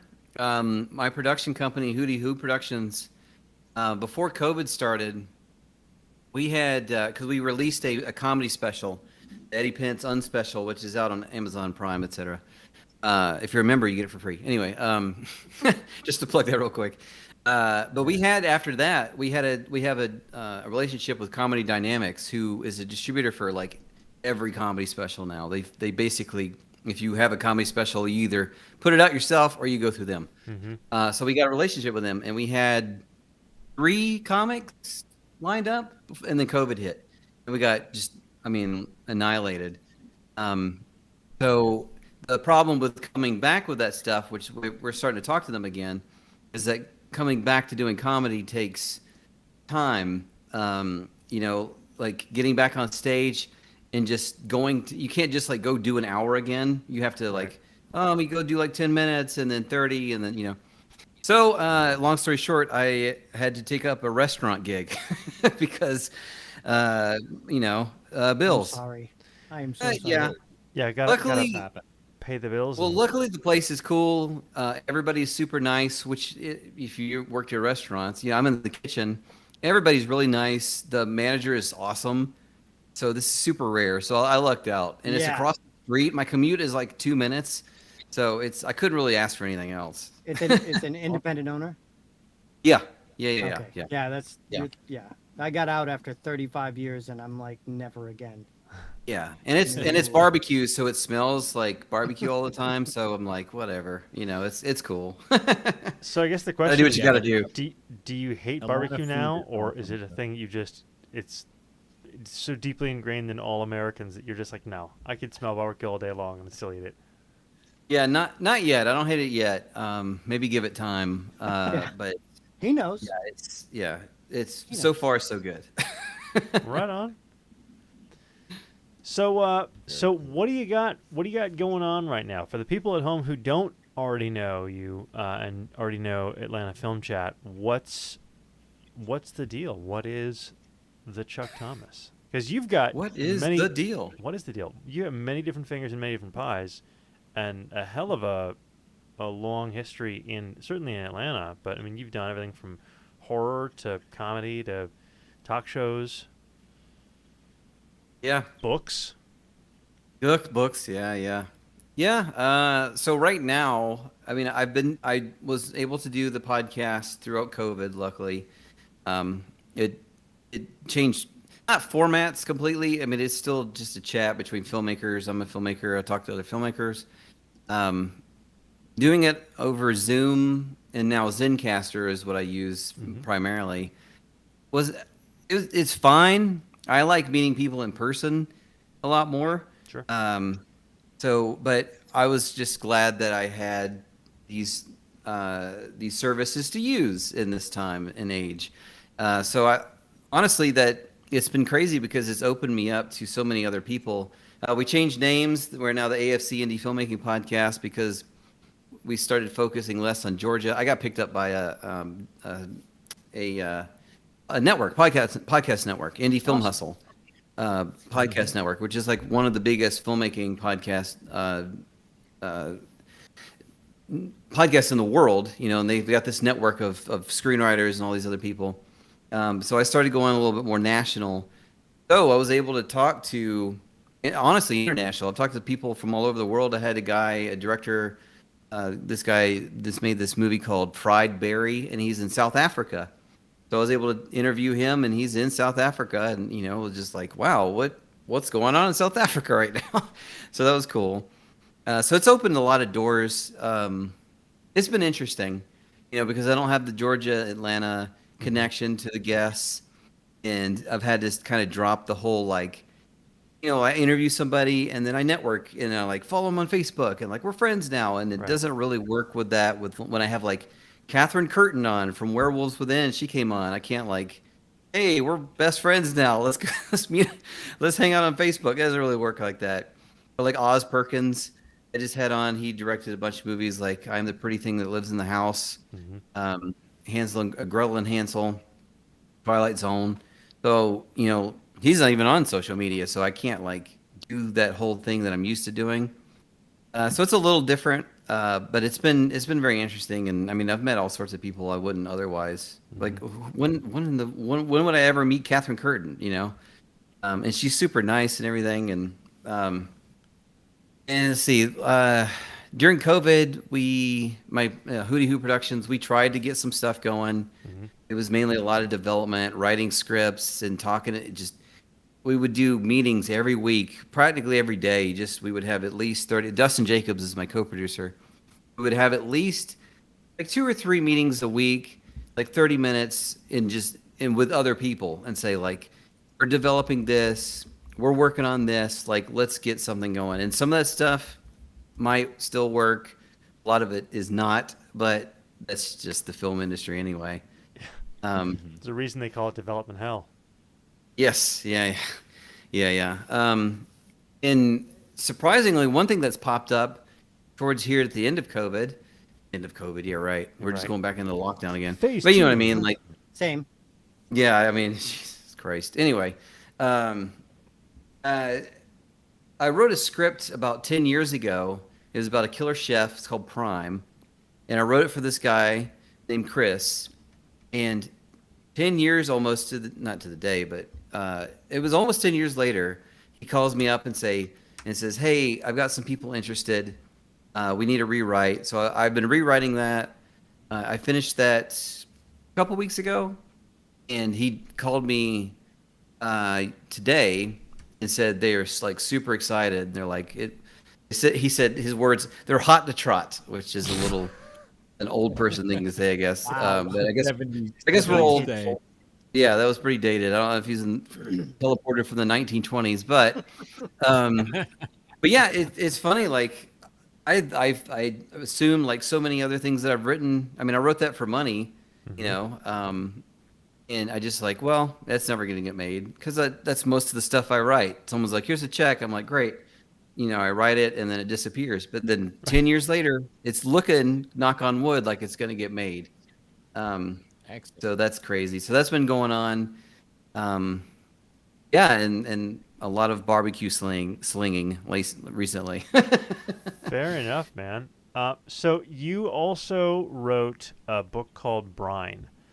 Yes. That was 2018 it was released. Yeah. Also had the audiobook version out there as well. Did you Mhm. did you self-produce that, or was that something that you guys got picked up? Oh, I got it picked up. A friend of mine, another just weird coincidence, David Wilson owns the Crossroad Press, is the publishing house. It's a lot of stuff like Clive Barker's old books that are like, it's not like his big ones, but it's like, you know, Clive Barker, this is kind of out of print. Let's reprint this. And he told me, he was like, I don't do a lot of like new authors. You know, like this is your first novel. Because I came to him and I was like, I don't know what to do. Like I know what to do with a screenplay. You know, I know how, you know, producers and stuff. And I was like, I wrote this novel. I literally have no idea what to do right now. And he said, well, I run a publishing house. I said, well, yeah, you do. So he looked at it and, you know, to be fair, you know, he's like, look, I'm going to really look at it and see if it's publishable. And luckily it was apparently. So yeah, it came out. And funnily enough, at this barbecue place, everybody has independently found out that I have a book, and they're like, "You wrote a book?" And then I'm like, "Yeah, I don't like go out of my way to tell them." And they say, "Oh, where do I find it?" You know, and then someone else comes up the next day, "Hey, you wrote a book?" So I've been selling like hotcakes because I got this job at this restaurant, and everybody's like, "We should start a book club." I'm like, "Oh my god, this is all right. This is a little ridiculous." Yeah. Well, at least they're not coming up to you and saying, "Hey, I got this idea. You might want to make your next book about it." Oh Yeah. Well, I did get one lady saying, she said, "You wrote a book?" I said, "Yeah." And I thought she was going to say, "Where do I find it?" She said, "Well, I've been trying to write a book myself." And I went, "Oh no, this Here comes conversation." that conversation. Yep. Yep. But whatever, it's cool. I don't mind people. I don't mind helping people out, you know, and Yeah. chances are who knows if she'll ever actually write it, but I'm all about that. Like, don't just talk about it, go do it. You know, if you got the idea, I'll give you resources or whatever. Like, go do it. You know, like, time is fleeting. There's a lot of naysayers in the world. They don't need any more. Help somebody out if you can. Just say yes. That's all they need. Some people just need one thing. As long as it's not, oh, should I load this gun or jump off this bridge? Just say yes. All right. So you seem to have a predilection for horror, though. What got you in? I mean, A, is that accurate? B, what got you into it? It is. It's very accurate. And when I started writing movies, that's in everything. Short stories, novels, whatever I had in mind. I only wanted to do horror. I had these really stupid business cards made up that said, God, so embarrassing. It had skulls all over it, and it said professional horror screenwriter. I think I still have some. They're so stupid. And I went to Sundance and I handed them out. Oh my God. Somebody probably still has some of those. Like, look at this asshole. You gotta frame at least one of those things. Oh yeah. Yeah, I should find that and take pictures of them. They're really dumb. But no, that's all I wanted to do. Like, I got into horror when I was a kid. Oh man, how did I get into them? It's part of it was my sister's fault because she's 8 years older, so she's a teenager. She's watching spooky stuff. I'm like, oh, my older sister's so cool. What's she watching? Oh, Nightmare on Elm Street, and she lets me watch it. And I'm like really, really young. I think one of my earlier memories is my dad took me to see Gremlins in the theater, and I was like, I think it came out was that 82 or 83? So I was 82, yeah. Yeah, so I was 3 years old then. So, maybe a little bit too early, but something hit me, and then I was chasing that high, the rest of my life. And Yeah. I don't know. There's something about the weird stories. The weirder the better. I'm seeing all sorts of crazy stuff. And yeah, that being said, I wanted to do only horror, but I found out quickly that that you can do that, but that's kind of limiting. Other people were hitting me like, why don't you write? I've got this idea for this, and I would say, like you said, just say yes. So I did, and it actually led to me writing some comedy, some drama, some other stuff, and I realized that was helping me write horror stories too, like learning how to write drama and comedy.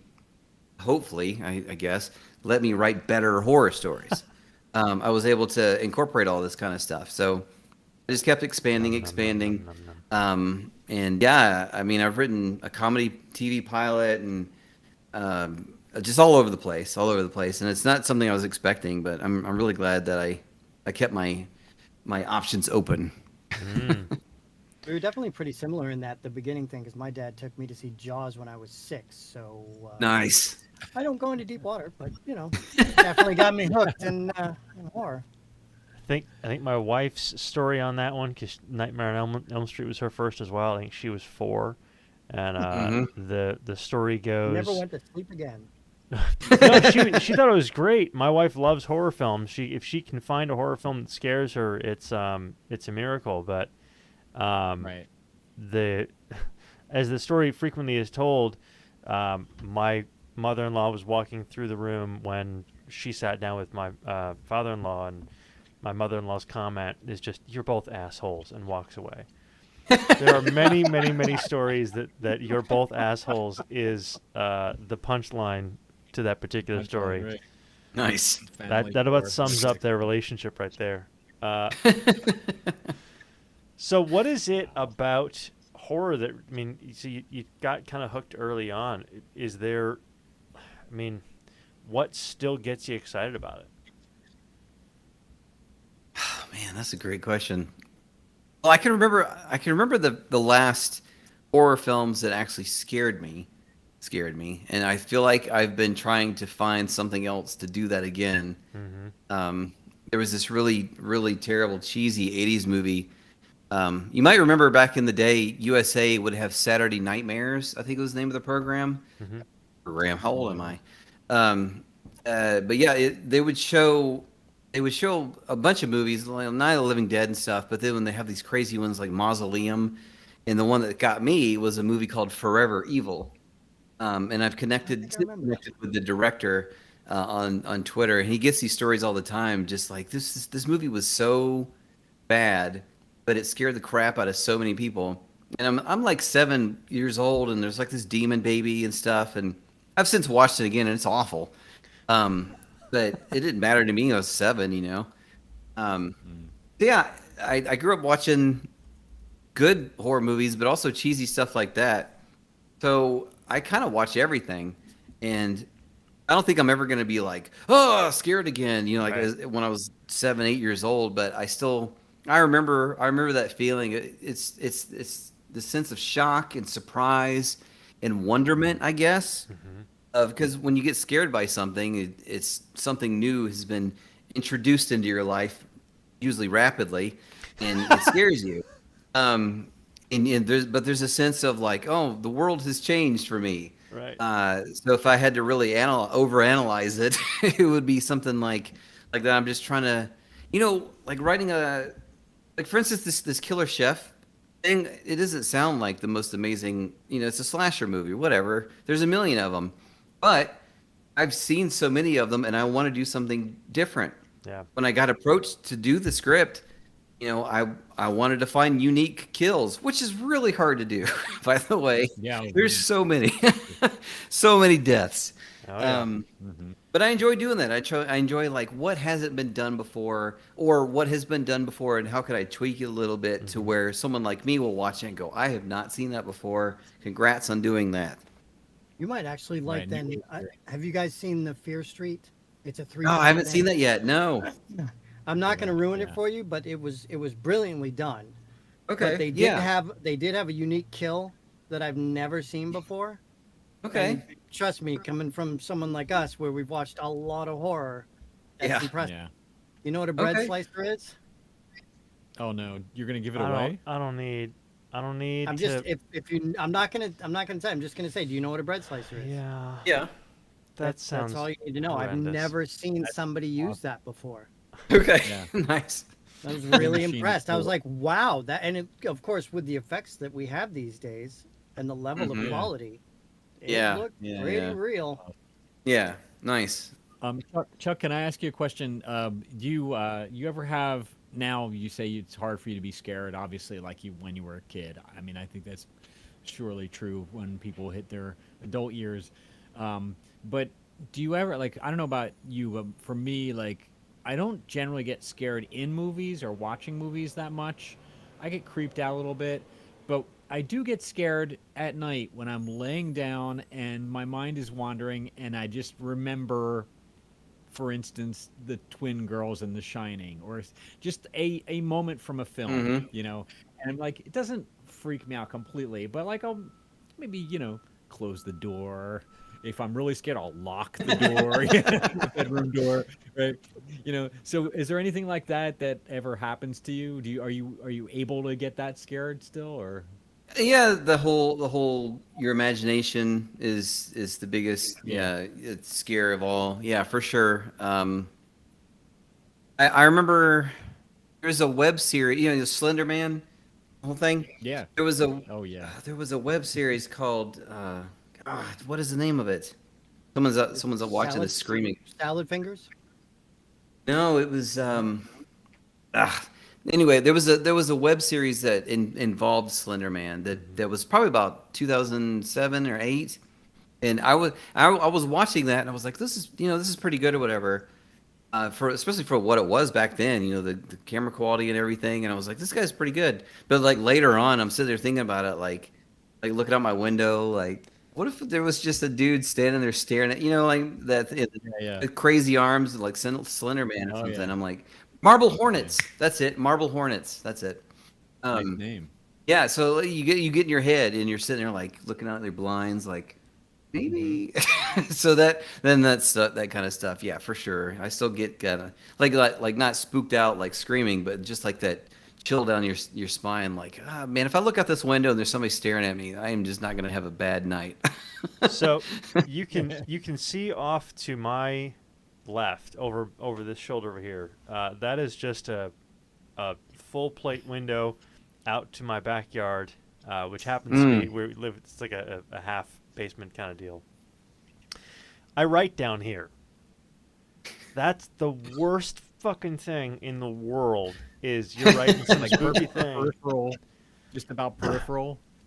And inevitably, because we've got a couple of cats in this neighborhood that just love to chill out, and so I'll catch just peripheral vision, exactly like Chris said. Some little thing going that way. I'm like, motherfucker, stupid fucking cat, and then I gotta leave out from behind here to go up the stairs, and that walk up the stairs is still.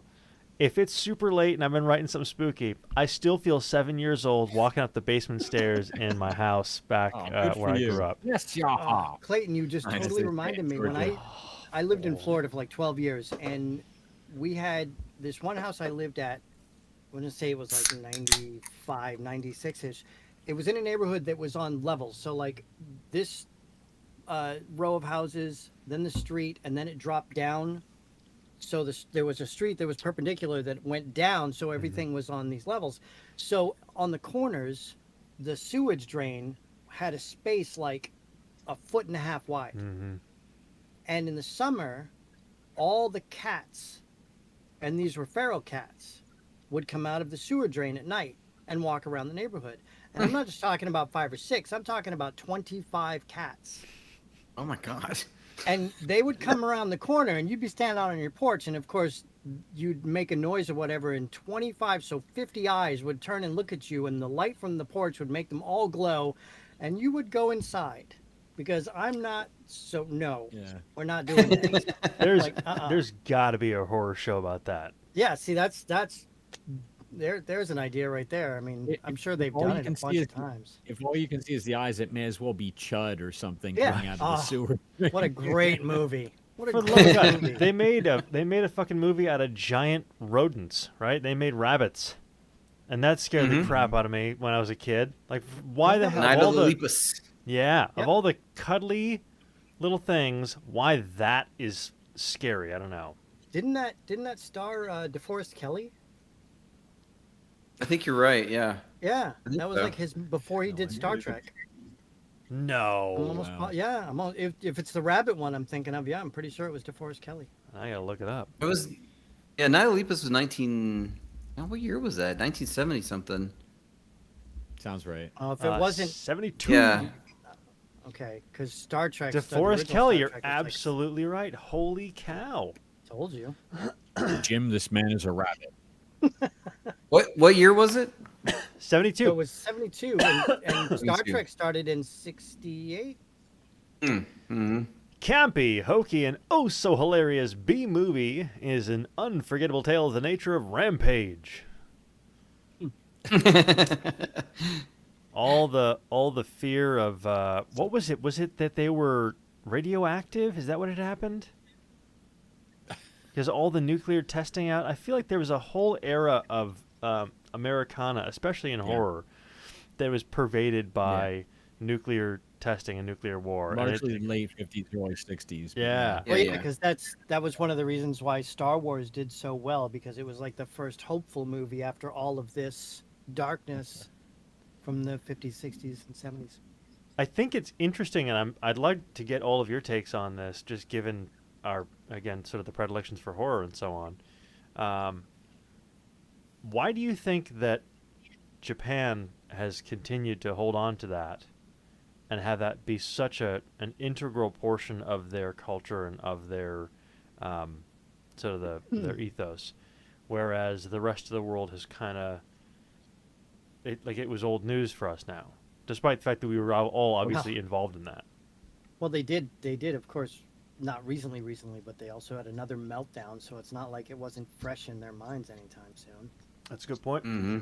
Also, it's probably a little bit harder for them to forget than it is for us. Being bombed, Yeah. bombing. Yeah. Take a while. Twice. That's a fair But, point. yeah. What's interesting to me though is that they don't take the it isn't a woe is me. It's Oh no. Mhm. this No. is Yeah. I mean that's Godzilla, right? It's all about and this is a thing that they've embraced as a culture. You look at all of Miyazaki's stuff and that's the vast majority of it involves some very heavy portion of here is nuclear threat and here is sort of industrialization and what damaging things that is. I just And think I it's actually learned interesting the psychology there. I learned just a couple of days ago because I've got a friend in Japan that I've known for years now, and I talk with him on a weekly, if not daily basis. Japan has the lowest population of foreigners than any other country in the world. So Japan is mostly Japanese. There's only about a 5% of people that are not Japanese. Yeah. And Super clear when you visit. right, exactly. Immediately. And I don't think that they just make it really, really hard to live in Japan. You have to. There's so much paperwork you have to go through.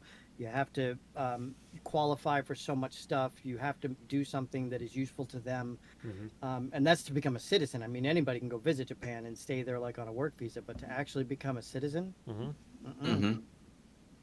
nope. So yeah, they're incredibly. I mean, as far as countries go, like when you say Japan, just about everything that people think of is positive. You don't really think negative things about Japan, and that's saying something. True. Yeah. I want to go Apparently, back. the Night of the Lupus was based on the Year of the Angry Rabbit.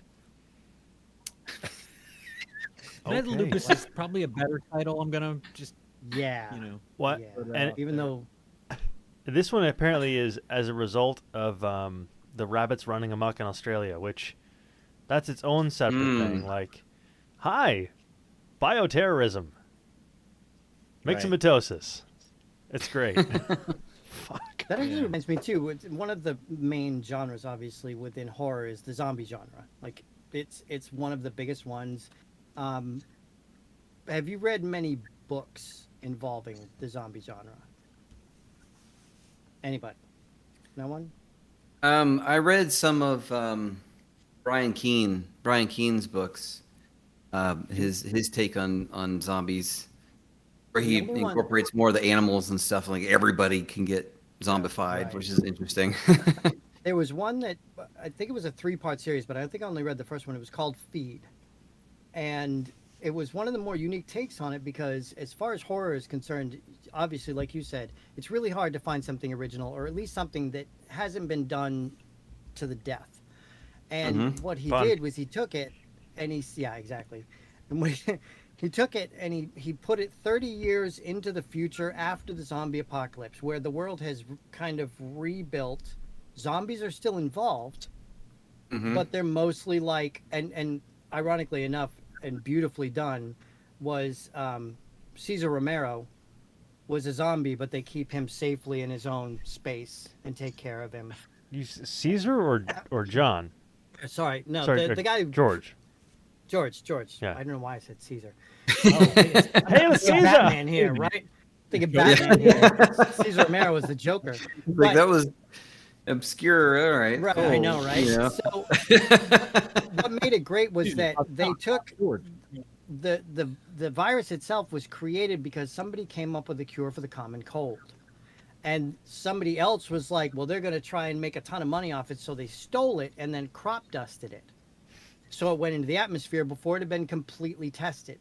And so it affected everybody. And then what happened is somehow it mutated. And that meant that everybody on the planet had it. So when you died, regardless of whether or not you were bitten, anywhere, you were going to become a zombie. Everybody was going to become a zombie when they died, no matter what. that called? And so they ended up, the story itself was about somebody took a bunch of zombies and basically used them as bioterrorism, where they would use them for assassinations. Basically, they would get a bunch of them in a crate and then, put them where they needed them, point them in the right direction, and kill all of those people. 'Cause, Interesting. Okay. zombies- Idiot, you're yeah. going the wrong But it's way. it was a really unique take on that idea where everybody you didn't have a choice. You were going to become a zombie when you died. There was no way to get around it. So, you, especially Chuck, you write both comedy and horror, and how interrelated the two of those things are. Have you seen, speaking of zombies, Fido? Oh yeah. I remember that. Billy Connolly. Is Billy that the? Carrie Ann Yeah, Moss. Yeah. Awesome. It's been a while, but yeah, I remember seeing that. Yeah. The good old everyone's going to be a zombie when you die because of, I think they were like, it was radiation from a meteor or something. I think they took the same take as Dawn of the Dead or Night of the Living Dead. I thought you would say Night of the Comet. And went on the way. But it was very much like, okay, now don't trust your elders because they could turn at any time. Yeah. To that same end, I mean, like, do you? Because I know you said that your comedy writing and your drama writing inform your horror at this point. What are the things that you think are like your best takes from those other non-horror genres, or vice versa? Because I think you probably get some play both ways. Well, that's a good question. Maybe when I'm approaching, or at least back in the day, when I would approach a horror thing, it was centered around, like I mentioned, kills or whatever, or like the villain, like, oh, who's doing all the killing or something, or what's the hook? Well, like what weird thing is happening? Because I also write sci-fi like Brian, so it's like, well, this weird thing's happening. Oh, and it's easy to get bogged down in that kind of stuff, like. like like this is the central mystery, and here's the weird stuff that's happening. Here's the blood guts. But when you do a drama or a comedy, especially drama, you don't have any of that. You have like raw structure that you need to milk all those tears out of the audience with the dead kids or whatever. Like, oh, squeeze those tears out. The proper structure helps you do that. And then that goes. I mean, that goes with everything. I mean, that's and when I first started writing, especially screenplays, I didn't outline nothing. I was like, Stephen King doesn't outline, so I'm not going to outline. And then I got to a point where I wrote a script, and even my wife sees everything I read. She's the first person to read it. She swears she didn't. I tell this story all the time. It drives her crazy. She swears she didn't, but she did. I handed her the script, and she read it, and she said, "This is terrible." She said, "This is absolute. This is nonsense." And I went, "Ugh." And then I reread it, and I was like, oh, "Christ, it is nonsense." So then I tried, and I was like, all right, you know what? I'm going to try outlining. I've gotten to the point where I need to try it. And then I was like, I really like this. Because one of the things about me is I'm not huge, I don't hate editing, but like I'm not huge on it. And I like to get it right the first time. So if I outline heavily, like I do now, and only like over and over and over, before I ever touch the script, I don't have to do a lot of touching up and editing and stuff. Sure. So I'm just able to just do it once, and it's perfect right off. Yeah, right. But that was definitely something I had to learn. Then I think I learned all that from drama and other genres of like, you can't if you have a couple of kills or whatever, maybe you can get away with it with a horror movie, but other films, it doesn't work that way. You got to learn really the basics and everything, and it's helped a lot. Do you think that's helped? Oh, sorry, Chris, go ahead. Yeah, Chris, go ahead. I was just going to say, I mean, I'm assuming, character, obviously, it plays a part in every genre, right? Character is super important. Oh, yeah. It was something that I resisted as a writer for a while. Didn't really resist it, but I just thought, well, I guess my heroes are like Hitchcock or whoever, I just like, character is important, but it's not everything. And, what really is important is the structure of the thing. And it's a kind of a structuralist filmmaker approach, right? Yeah. But then you realize, like, yeah, especially in horror, actually, probably everything. But, I feel like, if I was writing drama, which I haven't written drama, but if I was, I can imagine that character, because they have to be much more developed, the characters seem like have to be there's not as much action going on necessarily, so you kind of really have to have these really solid characters, and they change, and the things that happen to the characters are really the action. And that would play a big part in kind of informing your horror work. Yeah. You don't want to end up with one of those stories where the audience is rooting for all these people to die. Right. Yeah. Maybe if one of these movies gets like a sequel, like 4 or 5 down the road or something, like who cares? Kill them all. But for the first one, you want a real strong story with strong characters and a reason for everybody to exist. I've gotten rid of characters that I thought were great in other scripts that they didn't have a reason to be there. You know what I mean? So you just save them for later. Like, well, you're gonna go away for a while, so let me mark you down, and you're gonna exit this script. But later, you're gonna have a reason for being. It can be a great character, but if they don't have a reason to be there, and they're just kind of wandering around, and you're like, this person's not saying anything or doing anything. Maybe I need to cut this person. Yeah. There's a lot of that happens. Yeah. You had mentioned Stephen King, and he was one of the 2 major authors that I've ever had any contact with. I lived in Maine like the first part of my life, and he's from there.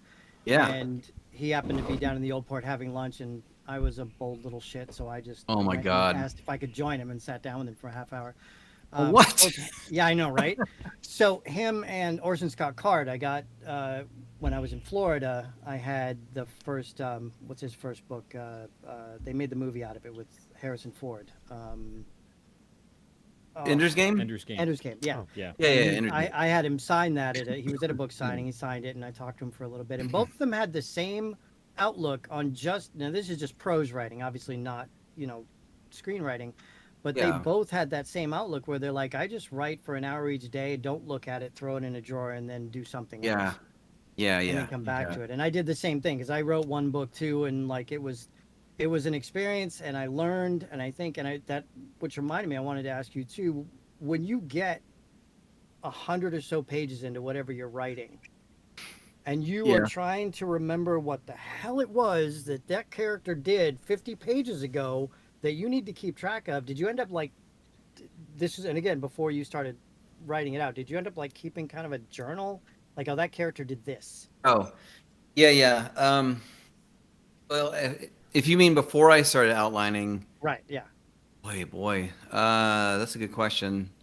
You know what I think I used to do? I would kind of outline on the fly. I would just write down. I have notebook. I have tons of notebooks Yes. all over the house.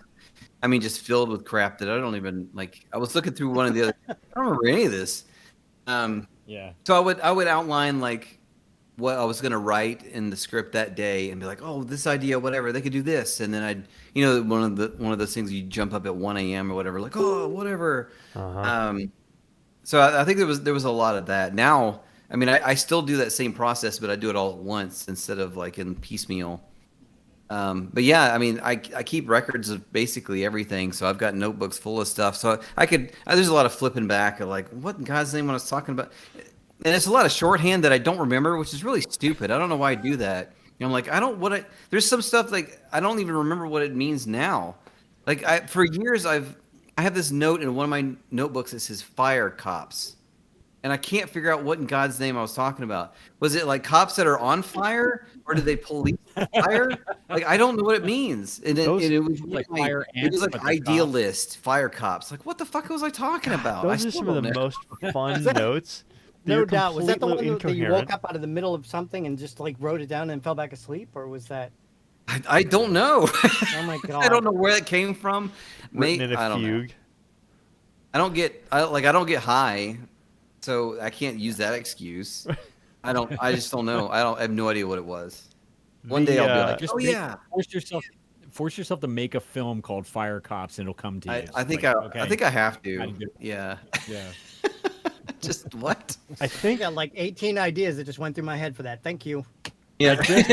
I just went If you through, can figure it out, go for it. You feel free. Oh, no. Absolutely. Mm-mm. Way too much to do already. I just went Yeah, through yeah. my I've got like a whole list. I don't do the notebooks because I don't want my house to, inevitably it would look like the house from Seven, right? Kevin Spacey and all that. Right. Another But so I do it phenomenal digitally. So I have like a whole big stack of notes in either my phone or I think I've just downsized Evernote. So I had a ton of stuff inside Evernote. It was my mental sort of trapper keeper.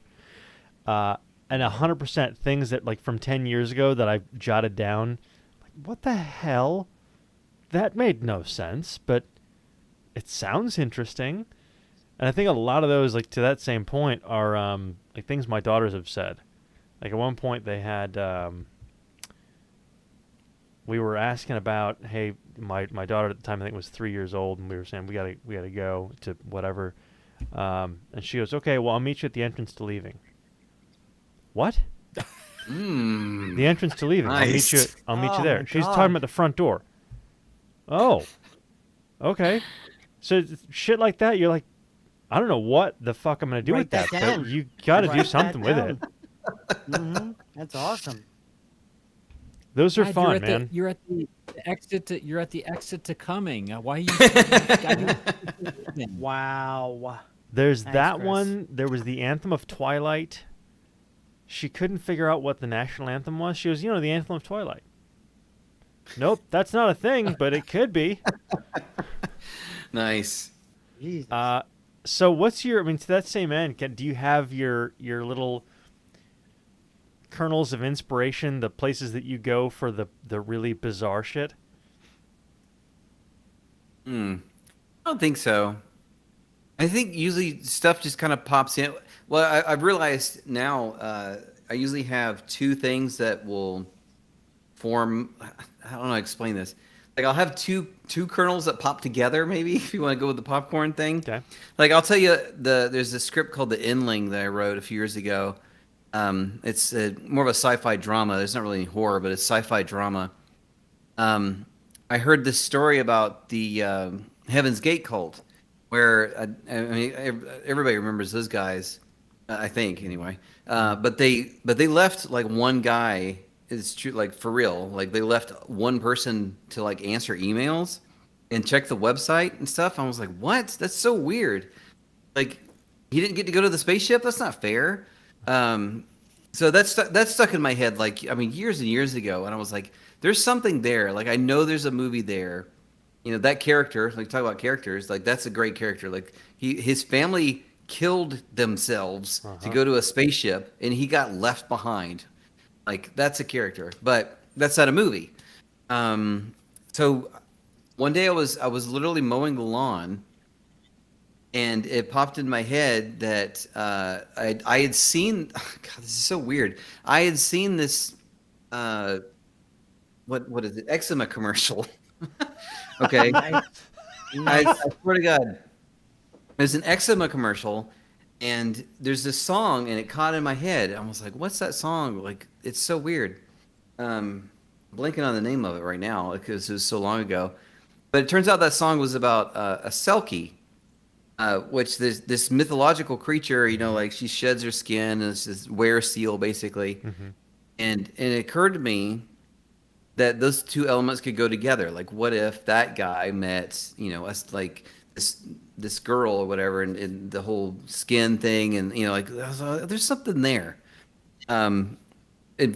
Those two kernels just popped together, and I ended up writing this script that I'm still trying to get it out there. I don't know if it's going to get made, but yeah, that it just all of a sudden came together, and like as soon as I had those two elements, like I saw the whole thing.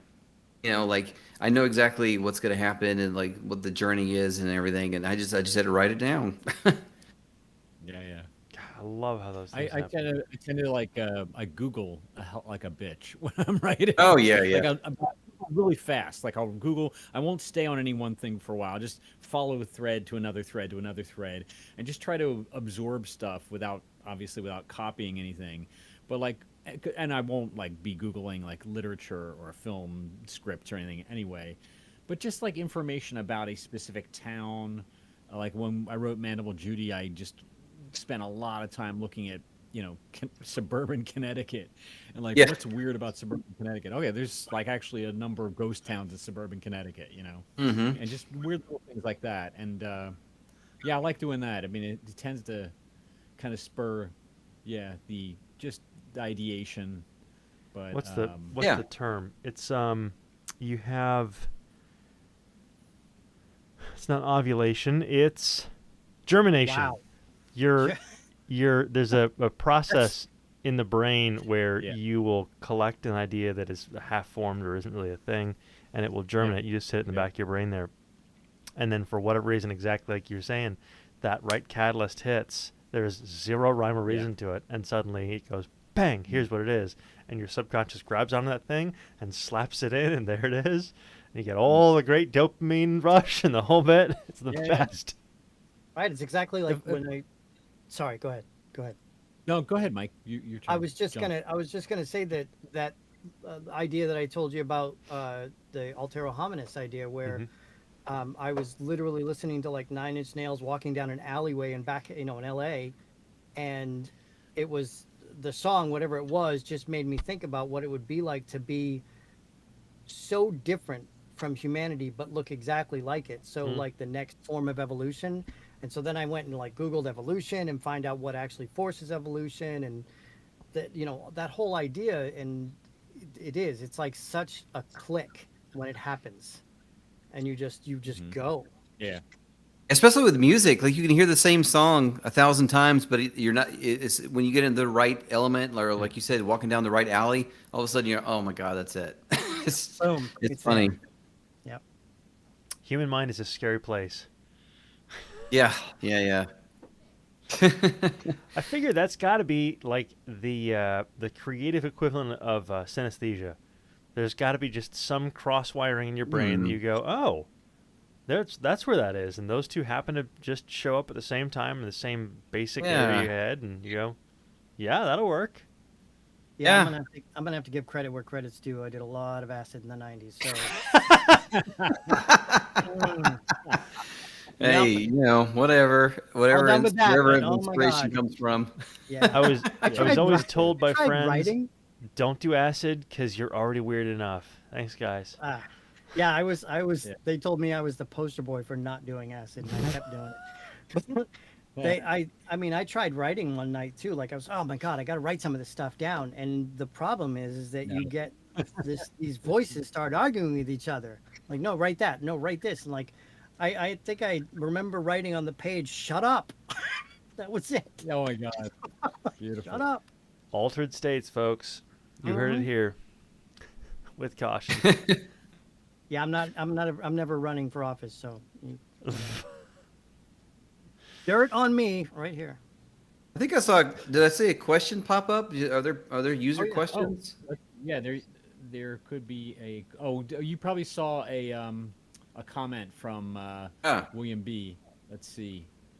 He's making some comments about just oh yeah, it is a question. How long do you have before an epiphanic thought evaporates? I don't know if that's specifically a question for you to answer, but if Yeah, you got probably. somewhere to go with it. Jeez. So I know a lot of writers carry notebooks around with them because of like you can think of this great idea and then like 10 minutes later, like, oh, what was I thinking? I haven't started doing that yet. I take the cold to herd kind of method, I guess. Like if there's a thought that gets in my head, and if it sticks, like it's worth my time. Yeah. That's probably stupid, but that's just what I've been doing.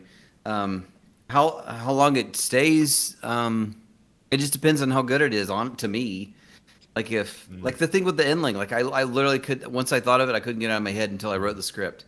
In fact, Right. geez, I mean That's when you know. that stupid commercial. God, I wish I can't remember the name of the song. But every Wait, time is it a I song feel, for the commercial.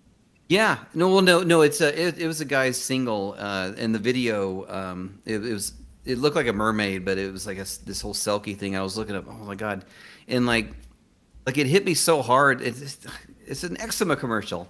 Like I just started crying, and I couldn't stop, and I was like, what is wrong with me? What is happening?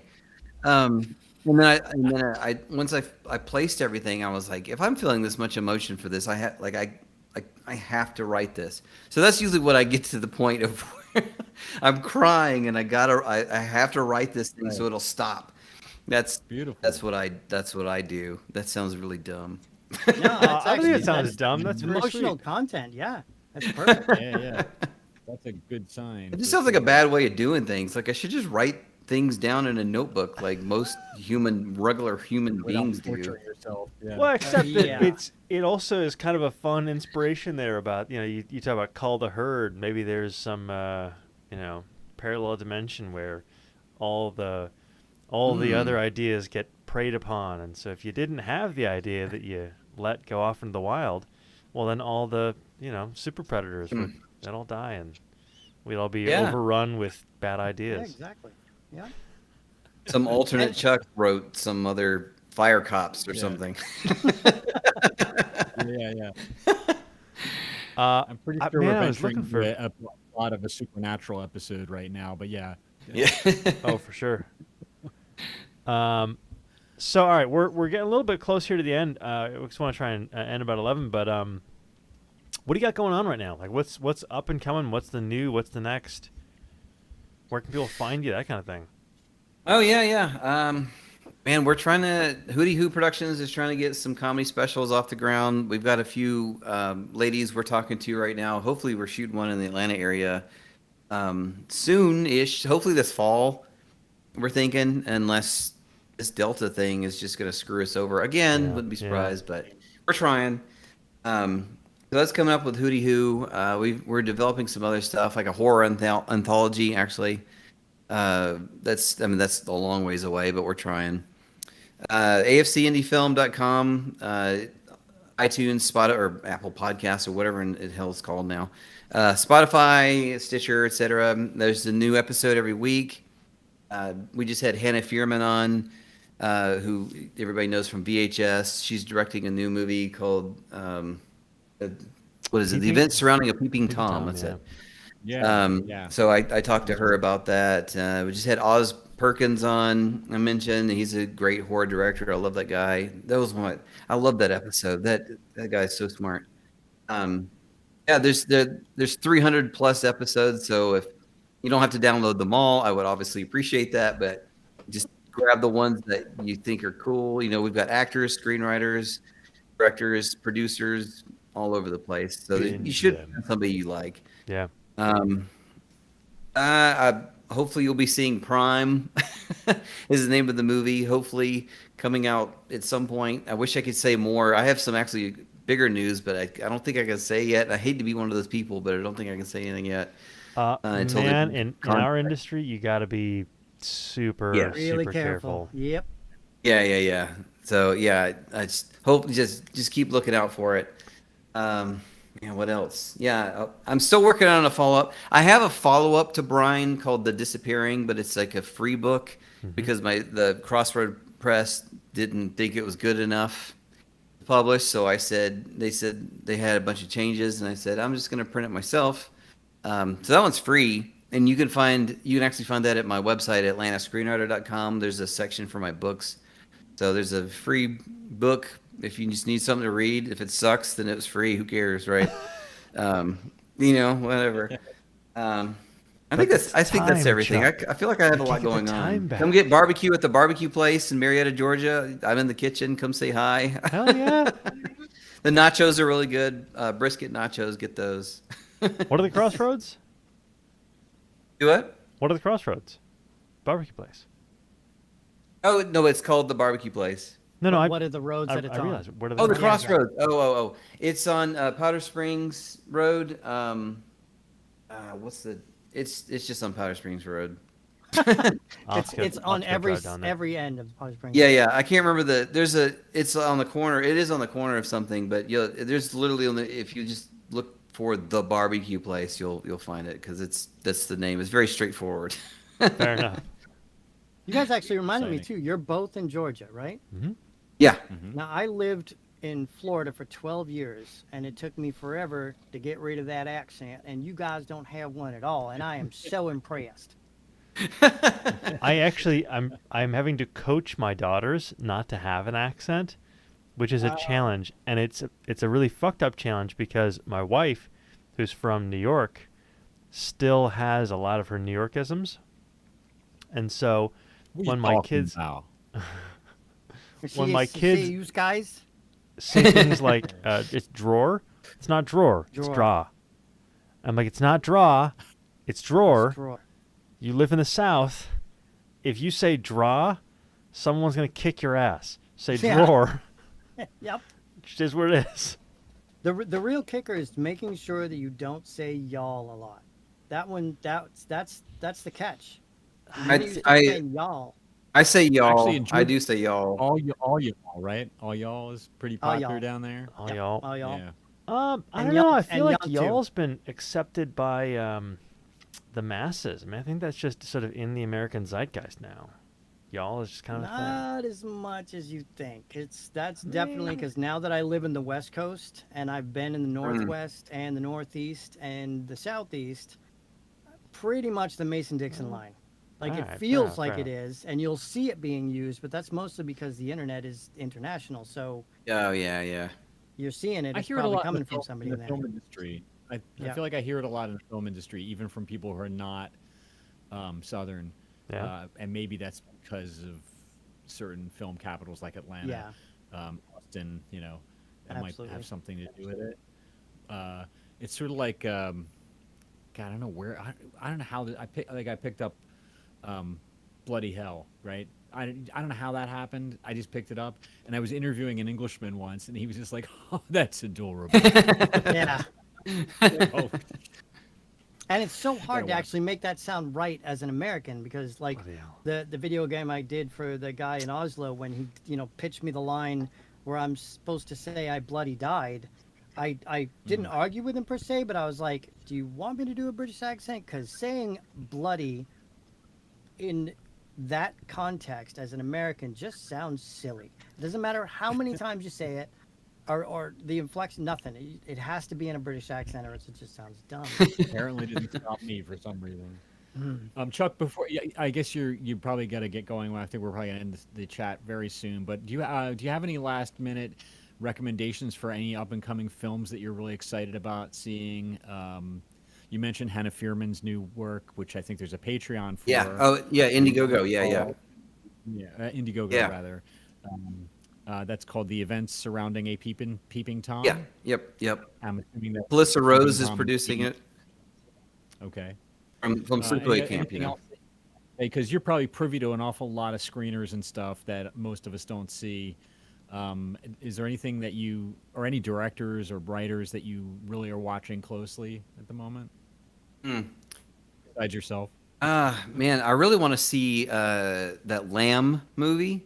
Have you seen the trailer for that? Oh, yeah. That A24, I think it's an A24 movie. No, but I just saw Pig, so I feel like I have to see. Yeah, Lamb, yeah. There's like this whole like farm animal like trilogy or something. But yeah, Pig looks great. Lamb looks crazy.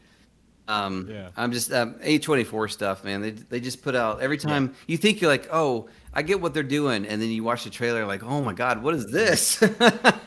I'm always impressed with that. There's a weird stuff like that. And also, I need to mention Film Impact Georgia.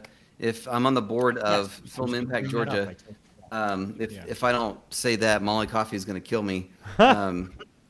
Speaking of, what's the link? I can put it in the chat. Oh yeah, filmimpactgeorgia.org. Thank you. And I mean, obviously, it's very directed towards Georgia Atlanta filmmakers, but there's a lot of resources there for indie filmmakers in general. Which obviously the podcast is all about, indie filmmaking podcast. If anybody has any questions or anything, or if you ever want to reach out, just go through the afcindiefilm@gmail.com. I'm pretty open. I answer all the emails. So I'm pretty open. If you have any questions or need advice or whatever, you can always email me. There's so many. I've covered a lot of them on the show. There's so many filmmakers out there that are trying to make some cool stuff that is getting lost in the noise of, Marvel movies and stuff are cool, but there's a million. I watch them. I watch Marvel stuff, but there's a million other things out there that's super awesome that deserve your attention too. You should definitely check them out. Yeah, I just started digging deep into the AFC podcast, and there's already I'm learning about filmmakers I'd never heard of. Nice. I mean, there are obviously a few names that I did know, but it's excellent. It's a great resource for people who want to find out what's happening. Yeah, I appreciate that. Yeah. Yeah, Clayton, definitely if you can get the links for like his website, because I want to check out that book definitely. Most of it in the Twitch chat. But Okay. I'll drop everything in. I'm just gonna copy it. Fabulous. That would be awesome. Yeah. Well, right on, guys. Yeah. Thanks so much, Chuck. Oh, thank you guys. I really appreciate you coming on. Thanks for waiting around. Sorry, it took me a minute, but I got here. So, but yeah. I know kitchens, man. You're good. Yeah. I was sweeping and mopping as fast as I could. But I really appreciate you having on. It was a lot of fun. Yeah, absolutely. We'll do it again. We will absolutely have to keep an eye out for Prime, and we got our fingers crossed on that one. Anyone we need to knock off just to make sure that happens, just let us know. We'll take care of a little murder on the side. That's fine. We live in a big swamp. Bodies disappear all the time, right? Yeah. I just NSA. I would never do that. No. Anyway, thanks so much for coming on. I'm gonna go ahead and close us on out here, and guys, have an awesome night. All right, you too. Thanks a lot. Take care, man.